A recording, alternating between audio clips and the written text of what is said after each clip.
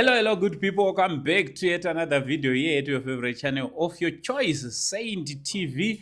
Yes, my name is Uncle Saint, the only Zim uncle. Chanzvazi chamai venyu chigotwe mumba mana mama.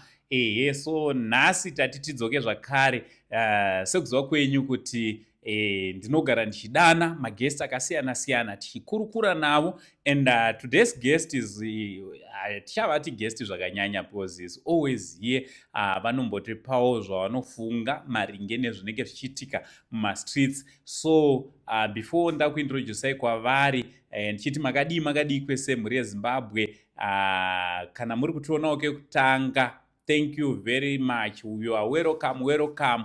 Siyakuliamukela, tinokugamuchirai. Chamakufana kuita chekutanga is to subscribe, turn on your notification bell, so that every time we upload a video you'll be notified. Also, don't forget to follow us on our Facebook page, Rakanzi Saint TV. Muranda nemuapostora Uncle Saint. Makasimba here apostle. Tinofara baba kwazwai. Mushe. Makatipinda usegore. Mwari tichengeta takapinda zvakanaka baba. Anditi? Tinotenda baba. Aiwa, tinotenda Mwari.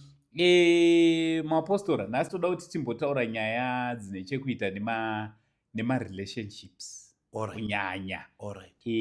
Ekudana nevakomana nevasikana. Alright. Because kumachechi uku kune mabrothers nemasisters handiti?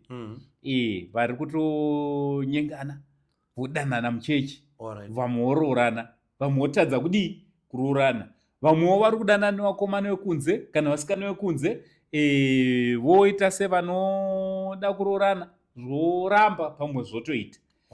Yes. So tiri kuona kuti pane zvimwe zvakuitika zvaisichirambidzwa kare, but iye zvino zvakuita sezvinobvumidzwa.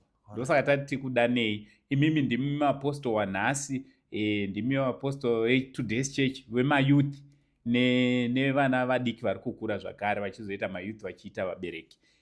Chekutanga inyaya yesex before marriage.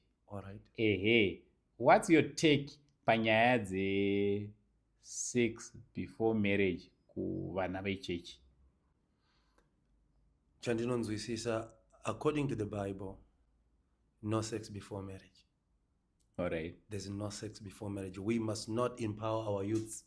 Kuti vakomana ndakambonzwa mumwe mufundisi achitosimbisa pasocial media. Pane mumwe prophet aitoprofita zvakanzi mukomana wako wakamborara naye. Zvakanzi handisati. Zvakanzi ane problem yaanayo. Iri secret yakataurwa pachechi ipapo. Saka ufane kumuroora nekuti ane problem iyoyo. So which means prophet vaitosimbisa kuti unofana kutanga warara naye. Watesta. Yeah. But wazvinezvi nevana vechechi vari kuendawo kumasleepover. Alright. Munoti kudii nazvo? Because zvinhu zviri kutoitika. And you find kutoti muchechi menyu mamunototungamirira. Mutori nevasikana dzisisiri mhandara. Nevamwe vanotoenda vakomana vanotodana muchechi moto nevanodanana vachitoenda kumasleepovers. Yet nemusi Sunday vanogona kutouya kutopinda kupresent worship. Pamwe kuprotocol kwenyu kotona brother Saturday vakatorara nebaby. Okay, zvinoitaka hatisi kukurudzira vanhu. Chekutanga chinamato chedu chinotangira kuculture. Alright. Chatangira kuculture, kutsika nemagariro. Mweya mutsvene achiuya, even if you see the Bible, Jesu anepa kuti aizoita zvinhu, but Jesus would follow the culture. Saka chakatanga kuchinjwa hachizi chinamato, chakatanga kuchinjwa is the culture. We are now adapting kararamiro kanoita vanhu vekuAmerica. We are now adapting kararamiro kanoita vanhu vekusouth Africa. Takangonzwa kuti South Africa because it's normal. In America it's just normal. Mama handidzoka kumba inini ndiri kumba kwatawanda. Okay, see you tomorrow morning. Ototaura nemai vakutotaura nemukomana wacho. Ndione mwana wangu kadasi. Alright, ngadzoke mangwana. They are not married. Saka isusu tsika dzedu dzaisatotendera izvozvo before we go to God. Alright. Saka chakarasika tisatenda kuchinamato takatorasa culture yedu. According to our culture we don't do that. Alright. Yes. Alright. Tiri ipapo sekereke muri kuitawo sei apostle pakugadzisa nyaya idzi, because tikada kutarisa kuti zvinhu zviri kutoitika. And as much as tiri kutoziva kuti culture yedu nechitendero chaendeswa musango is happening. Yes. And dzimwe nhumbu dzinotopananwa muchechi imomo. Muri kuitawo sei sevatungamiriri vechechi kuti dambudziko iri ringe rinopera kana kukamuka? Ndakaona kuti nekufamba kwaita time vana vedu ngativadei. Alright. Kudhara musikana aiti akaonekwa achifamba nemukomana zvairovesa handiti. Alright. So season yatasvika iyi mai ngavave best friend yemwana wavo. Alright. Kana uri mukomana une hanzvadzi yako, hanzvadzi yako usaite shumba kwaari zvezvo zvekuti akakuona anotokuhanda. Alright. But ngaagone kuita open up neyo kuti unoziva alright ndakadai but ndori nemukomana wangu. So chatakugadzira so far is true friendship. Kuti chinamato chedu kudhara vabereki taivapa respect nekuvatya. Respect and fear, these are two different things. Vabereki vedu taiva respect ativatya zvoti kuti ndudze mai kuti ndine musikana zvairema. But we are just encouraging vabereki vamazuva ano kuti mwana wako ngave friend yako, mukomana angave musikana. That's it. That's what we need. And ndinoona kuti zvinogona kuti reducera mikana yekuti tiite njodzi dzevanakomana nevanasikana. Alright. Zvichidaro tikada kucheka zvakare, kune nyaya inogara ichitaurwa vechitendero munowanzoti mama-churches vanotoisa vanhu paspeciamu kana munhu akatizisa otanga kugara nechimoko padheni, but vatenderana vatovakapo pamwe atonoshedzera kuti tsvakirai kuno toendisawo $10 yake ekuzivisa kuti aiwa mwana wenyu tisiti naye. Chivere kutizirwa? Okay, reason yatinozoti munhu ngaende paspecial on that time ndechekuti vanhu havafane kuzoita chijairiri. Alright. So zvimwe zvacho we are just doing it. We will know kuti vabereki vanenge mumwoyo mavo vanenge vachitofara at least vanhu vari kutogara vese they are doing something vanenge vari kutoenda. It's a foundation.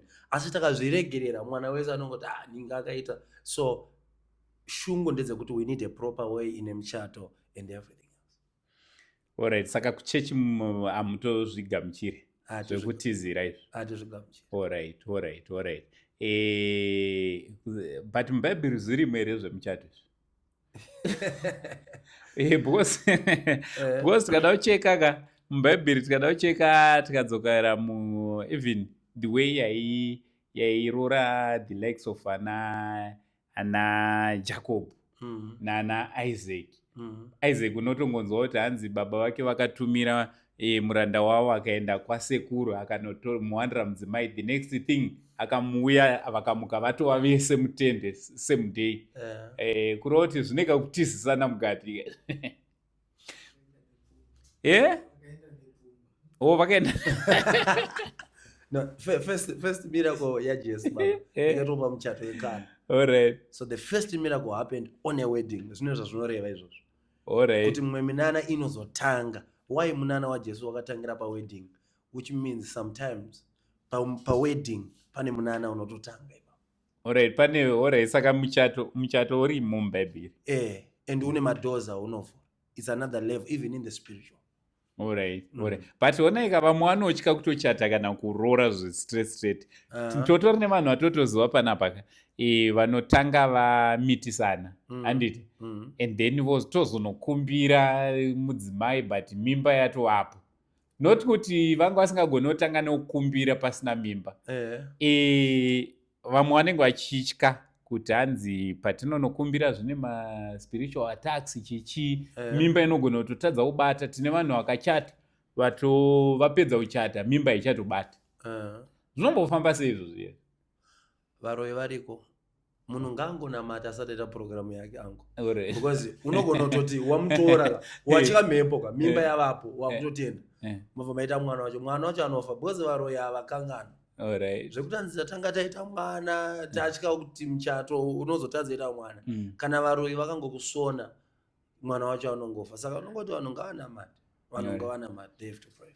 Yeah, because nyaya idzodzo maproblems akawandisa sekuru wenyika ndinosangana nawo maproblems iwawo vanhu vakutobvunza kuti saka toenda kwamuprofeti ani tinobatsirwa takaita zimuchato rinotyisa after muchato mupereko webva yaramba kubata umwe akatozoti hanzi taitombobata mimba kumashure uku tichiita hedu zvataita but kuzonoti mumarriage zvobva zvachidhakwa. Saka ndosaka ndawinza nyaya iyoyi. Of course yenyu mataura nyaya yekuti munhu ngaanamate but ava vanenge vachitonamatira muchato wavo. No, zvazvinoita kana Mwari akuvharura masuo unokanganwa mhepo dzekumusha kwenyu. Saka nemakeup yako nekunaka kwawakaita ikoko une mhepo dzinokutera. Munhu wese ngaanamate. Alright. Ameno muri kuzvionawo sei nyaya iri panapa, nyaya yekuti vanhu tinopinda mumarriage pamupachona mimba yoramba kubata kozotiwo kamwewo kamwana kepanext door kakangoda kungozama kuita musikanzwa nemimba musi iwowo inobva yatobata. Zvinhu zvinowanikwa vamwe vanototaura kutoti inini ndakangoti kubviswa umhandara semudhei nekutopuwa mimba zvisati zvatonakidza because pakubviswa umhandara panakidze zvisati zvinokutongonakidza nekuzipira nemimba kureva kuti double trouble. Kozotiwo vamwe vanoti isusu takatrai kuda kuzoita kuita the proper way, the proper thing, but the proper thing yakatirasisa. Mashoko enyu mungada kusiyira mhuri yeZimbabwe nhasi Prophet? Tinotenda Mwari. Chandingada kutaura ndechekuti tadanana tawirirana ngatitsvage Mwari. Alright. Because tichaona kuti vanhu vazhinji tinoziva zvinhu zvinotirwisa. But taziva zvinhu zvinotirwisa, let me say madzimai anenge achiziva kuti murume wangu ane mabattles anomutera. But iye oregedza kunamata. So I will say kune umwe munhu akatanzi nyaya dzerudo dziri kunamatirwa pamwe pacho munhu anoda kutukwa live. I believe in the power of prayer. Alright. People must pray for their marriages, they must pray for their relationship. Mwari vanotitungamira, and if you want to do proper things, Satan anokutsamwira. Wese arikuda kuita a proper way, Satan anokutsamwira. So wese arikuda a proper way, Mwari ngatibatsire. We have to pray Mwari kudenga vachitikomborera. Aiwa, tinotenda Prophet. Mhuri yeZimbabwe nemewo munazvo zvekunyora ndezvipi zvamungada kuti tinge tiri tinodiscussa pamusoro pazvo, especially zvatiri kurarama muupenyu hwedu, tinge tiri tinowana chatinodzidza kubva pamaprograms atinenge tichiwinza pano. Imi makasununguka kutinyorera mucomment sectionwo zvamunofunga nekutinyorerawo zvakare umwe pamwe wakatombosangana nazvo maproblems atiri kutaura,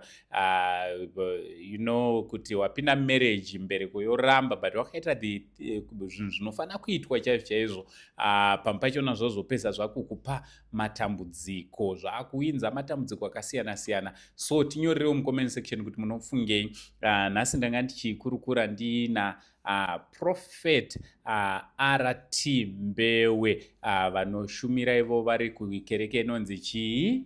Great Nation Ministries. Yes, vanowanikwa ivo kuGlenwood Park. Glenwood Park iri kuseri kweairport, kuseri kweEpworth inonziko neHatfield. So zvamunongoita imimi nhamba dzavo ndo dziri pascreen.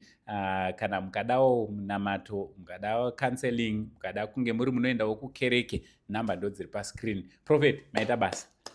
Thank you so much. Mazviita munhu waMwari. Zita rangu riri pachitupa semazuva ese Uncle Saint. For now ndichiti much love and God bless you.